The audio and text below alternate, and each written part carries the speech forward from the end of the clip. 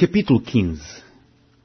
E, logo ao amanhecer, os principais dos sacerdotes, com os anciãos e os escribas e todo o sinédrio, tiveram conselho e, ligando Jesus, o levaram e entregaram a Pilatos. E Pilatos lhe perguntou: Tu és o rei dos judeus? E ele, respondendo, disse-lhe: Tu o dizes.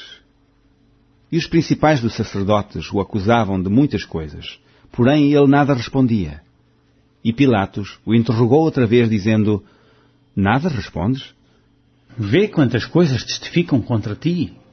Mas Jesus nada mais respondeu, de maneira que Pilatos se maravilhava. Ora, no dia da festa, costumava soltar-lhes um preso qualquer que eles pedissem. E havia um chamado Barrabás, que, preso com outros amotinadores, tinha num motim cometido uma morte. E a multidão, dando gritos, começou a pedir que fizesse como sempre lhes tinha feito. E Pilatos lhes respondeu, dizendo: Quereis que vos solte o rei dos judeus? Porque ele bem sabia que, por inveja, os principais dos sacerdotes o tinham entregado. Mas os principais dos sacerdotes incitaram a multidão para que fosse solto antes Barrabás. E Pilatos, respondendo-lhes, disse outra vez: Que quereis, pois, que faça daquele a quem chamais rei dos judeus? E eles tornaram a clamar: Crucifica-o! Mas Pilato lhes disse: Mas que mal fez? E eles cada vez clamavam mais: Crucifica-o! Então Pilatos, querendo satisfazer a multidão, soltou-lhes Barrabás. E, açoitado Jesus, o entregou para que fosse crucificado. E os soldados o levaram dentro à sala, que é a da audiência, e convocaram toda a corte. E vestiram-no de púrpura, e tecendo uma coroa de espinhos lhe a puseram na cabeça, e começaram a saudá-lo, dizendo: Salve, rei dos judeus!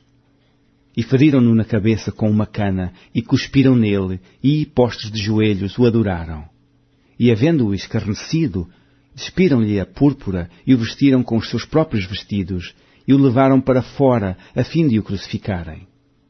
E constrangeram um certo Simão Cirineu, pai de Alexandre e de Rufo, que por ali passava, vindo do campo, a que levasse a cruz.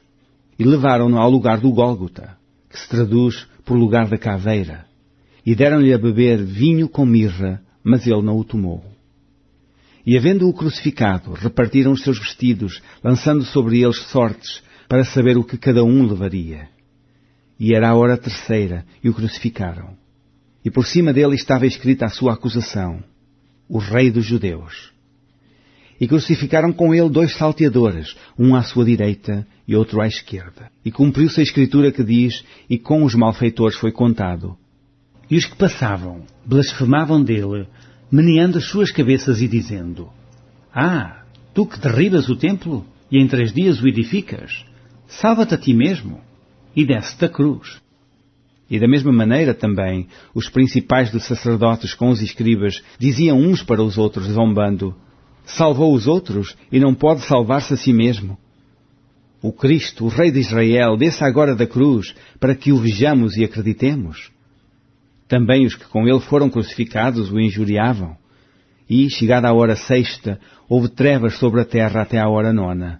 E à hora 9ª, Jesus exclamou com grande voz, dizendo: Eloi, Eloi, lama sabachthani, que traduzido é: Deus meu, por que me desamparaste?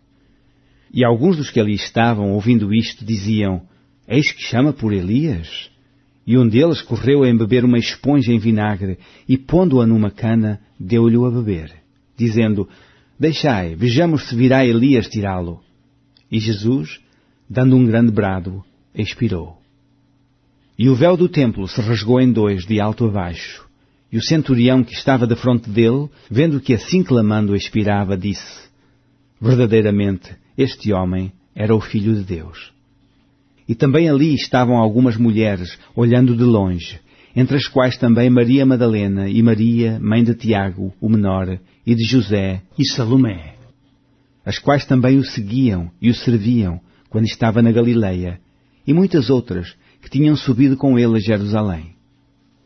E chegada a tarde, porquanto era o dia da preparação, isto é, a véspera do sábado, chegou José de Arimateia, senador honrado, que também esperava o reino de Deus, e ousadamente foi a Pilatos, e pediu o corpo de Jesus. E Pilatos se maravilhou de que já estivesse morto, e chamando o centurião, perguntou-lhe se já havia muito que tinha morrido. E tendo-se certificado pelo centurião, deu o corpo a José, o qual compraram um lençol fino, e tirando-o da cruz, o envolveu nele, e o depositou num sepulcro, lavrado numa rocha, e revolveu uma pedra para a porta do sepulcro. E Maria Madalena e Maria, mãe de José, observavam onde o punham.